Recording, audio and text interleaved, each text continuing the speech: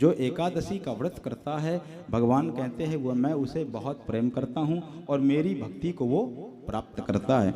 बहुत से लोगों में ये बात होती है कि एकादशी का हम रहें और समय रहते अगर उद्यापन ना कर पाएं, प्राण छूट जाएं तो क्या होगा।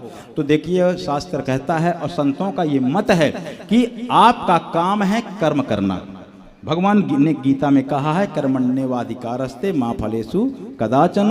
तुम सिर्फ एकादशी का व्रत रहो, उद्यापन होगा कि नहीं होगा ये काम तुम्हारा सोचने का नहीं है।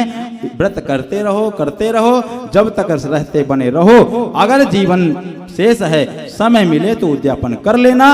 अगर उद्यापन नहीं भी हो पाया और जीवन की बेला पूरी हो गई तो समझ लेना कि जीवन बेला पूरी होते ही एकादशी का उद्यापन हो गया।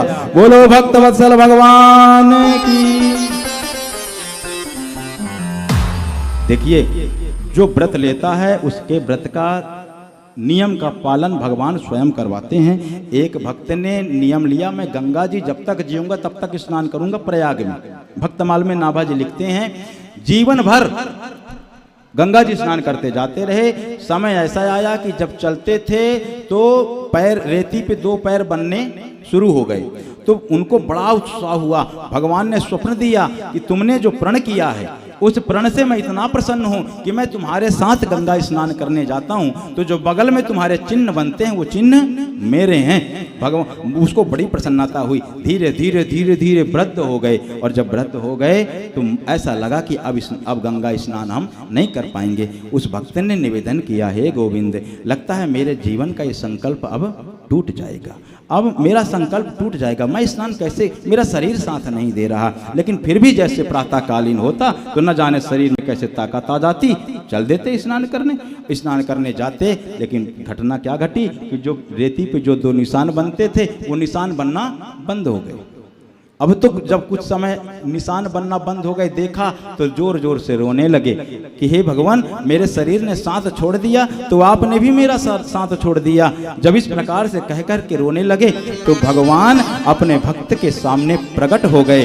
बोलो भक्त वत्सल भगवान की। और प्रकट होकर के बोले, अरे भक्तराज, तुमने ये कैसे समझ लिया कि हमने तुम्हारा साथ छोड़ दिया? अरे समय खराब हो तो संसार के लोग साथ छोड़ते हैं, हम थोड़ी साथ छोड़ेंगे। तो कहा तो चरण चिन्ह बनना क्यों बंद हो गए? बोले चरण चिन्ह बनना बंद इसलिए हो गए कि तुम्हारे शरीर की क्षमता खत्म हो चुकी है और तुम गंगा स्नान करने जाते हो।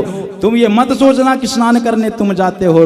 अरे गंगा स्नान करना का जो सामर्थ्य था तुम्हारा तो उसी दिन खत्म हो गया था जिस दिन तुमने सोच लिया था कि शरीर हमारा साथ नहीं देगा। लेकिन जो प्रातःकालीन तुम्हारे अंदर फुर्ती आती है गंगा स्नान करने की, तो यूं समझो कि मैं तुम्हें अपने कंधे में बैठा करके तुम्हारे प्रण को पूरा करता हूं।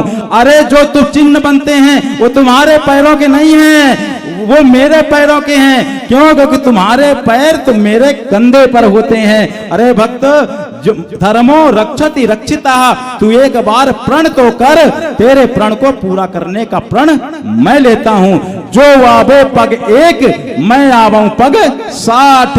अगर 1 पग तू चलेगा प्रण करके तो 60 कदम चलने की प्रतिज्ञा मैं लेता हूं।